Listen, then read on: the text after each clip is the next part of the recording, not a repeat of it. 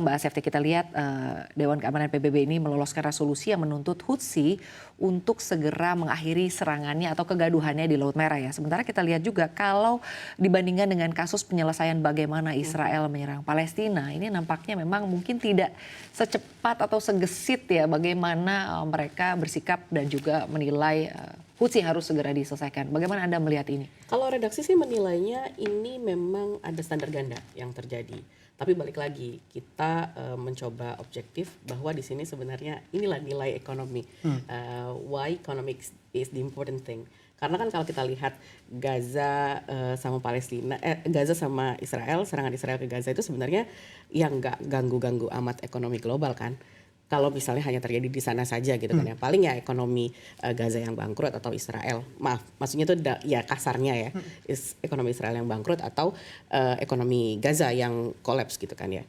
Nah tapi kan ketika itu sudah melebar ke Laut Merah, makanya jadinya gonjang-ganjing semuanya pada teriak, wah ini nanti pengiriman barang gue gimana, inflasi di Eropa belum selesai tingginya, udah ditambah lagi masalah seperti ini. Nah kalau apa namanya ya, kalau menurut saya sih jadinya memang wajar saja AS dan lain-lain bertindak ya, karena mungkin juga karena untuk melindungi Israel ya karena ada nilai ekonominya sih gitu. Karena kan kalau nggak salah tuh dari data terbaru badan di Jerman itu penurunan volume kapal yang melewati Laut Merah itu kan menurun 1,3% ya kalau nggak salah.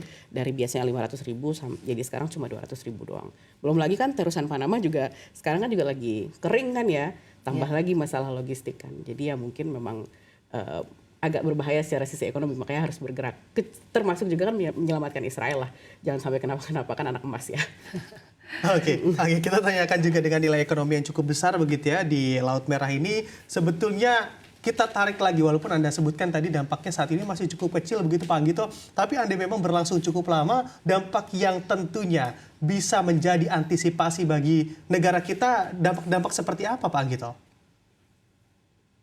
Ya, pertama tentu perdagangan ya, perdagangan karena Indonesia ataupun para pebisnis juga mengekspor beberapa komoditas ke Eropa, ini pasti akan mengalami keterlambatan dan tambahan biaya. Saya juga sudah bicara dengan 1-2 orang rekan yang juga mengekspor atau memenuhi hambatan ekspor. Bahkan ada yang tidak bisa berangkat.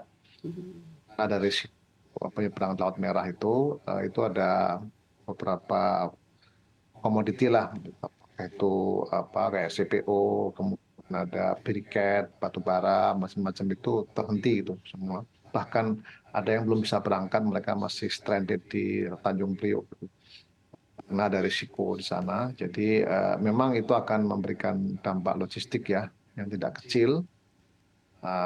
Tapi yang tentu yang paling besar kalau ini eskalasinya terus dan semakin lama semakin besar dan mengganggu situasi geopolitik di Timur Tengah, tentu akan berimbas kepada kenaikan harga minyak. Ya, karena gangguan bisnis, gangguan logistik, distribusi dan juga persepsi. Persepsi akan membuat harga minyak itu akan naik. Nah, kalau harga minyak naik, itu dampaknya negatif buat Indonesia, baik sisi neraca pembayaran maupun sisi anggaran. Ya. Jadi harga minyak naik itu tidak menguntungkan Indonesia, tapi menguntungkan negara-negara Timur Tengah gitu. Saudi Arabia, Iran, Irak, bahkan Libya, macam-macam itu yang punya minyak itu akan pesta ya. Kalau harga minyak sampai 100 kembali, tentu mereka akan menikmati harga minyak itu.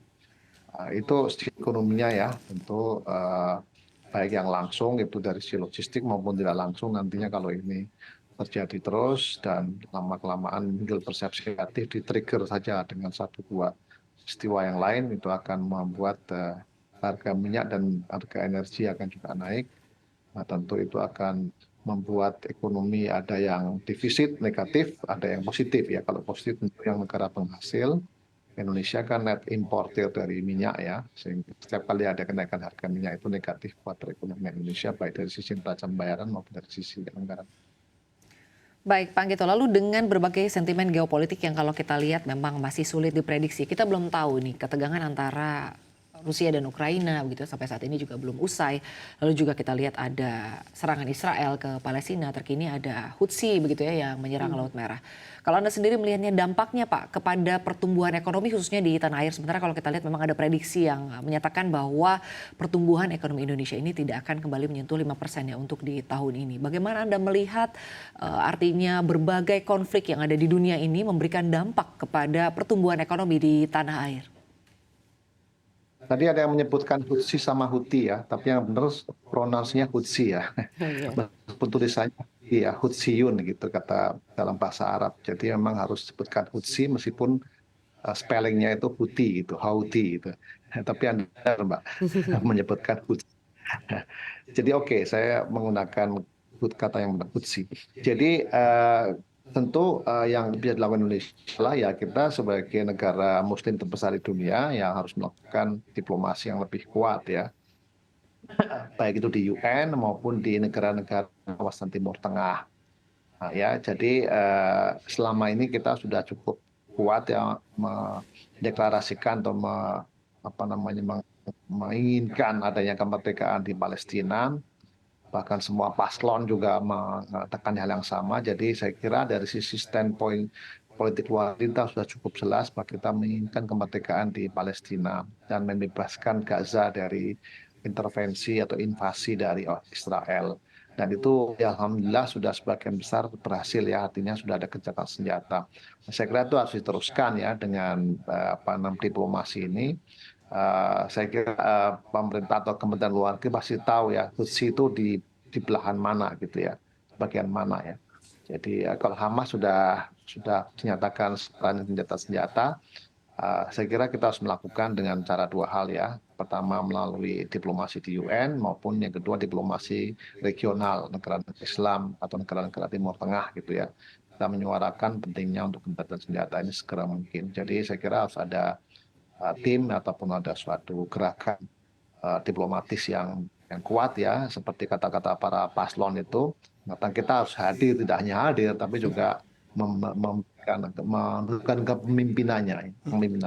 Dan kita harus menunjukkan pemimpinannya bahwa Indonesia tidak mengendaki adanya perang dan harus gerak senjata, carikan solusi seperti apa supaya dengan gencatan senjata ini masing-masing pihak bisa saling berunding kira-kira seperti apa. Tapi standpoint kita sudah cukup jelas ya mengenai kemerdekaan Palestina itu.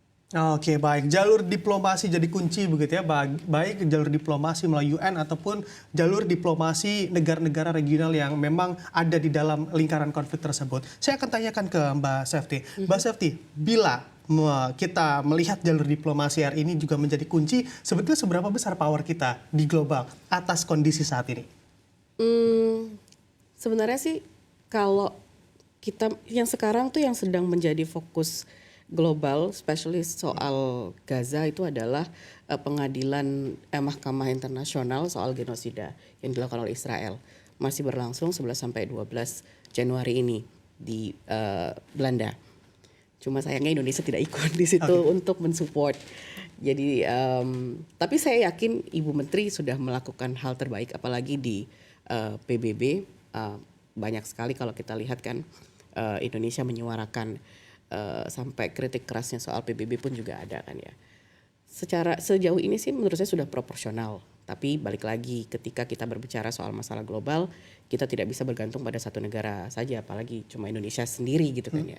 Semua negara sebenarnya harus sama. Saya sih lebih prefer ya seharusnya sih tidak ada lagi negara-negara yang memiliki hak veto sehingga dengan gampangnya membatalkan suatu keputusan bersama yang dibentuk oleh negara-negara yang lebih banyak. Itu sih. Tapi kalau dibilang apakah Indonesia cukup proporsional, ya sejauh ini sih cukup proporsional.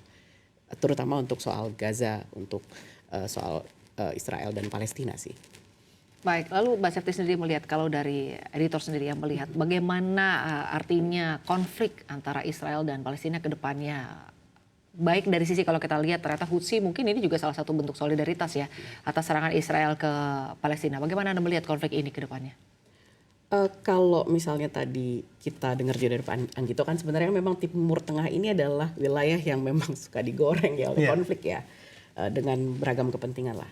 Tapi redaksi sebenarnya menginginkan ya sudahlah, jangan perang-perang terus. Kita masih memiliki PR-PR lain seperti perubahan iklim.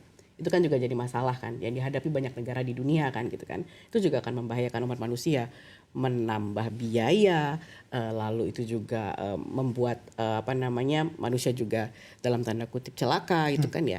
Jadi sebenarnya kalau kita lihat sih kita pengen jangan cuma masalah perang terus yang diperlihatkan di internasional. Karena kita masih banyak PR nih. Ya kalau begini terus kita nggak bisa move on untuk menyelesaikan PR-PR kita yang lain. Dan yang paling penting kan sebenarnya kan kayak perubahan iklim, pemanasan global itu kan sebenarnya yang paling penting yang harus pikirin sekarang. Apalagi kan ada banyak suhu ekstrim di Eropa, suhu ekstrim di Asia, bahkan juga di Amerika, kebakaran hutan dan lain-lain yang tiba-tiba muncul. Itu kan seharusnya jadi PR bersama sekarang. Tapi ya karena masalah perang lagi kan nggak kelar-kelar. Baik, harapannya dari kita semua tentunya atas konflik yang terjadi baik di Rusia dan juga Ukraina, di Israel dan juga Palestina, dan juga terkini mungkin bagaimana Hutsi menyerang Laut Merah begitu. Ini tentunya memberikan dampak kepada kita semua dan semoga saja konflik ini akan segera berakhir ya Mbak Septi dan juga Mas Bram dan juga Pak Gito. Ini tentunya harapan kita bersama ya.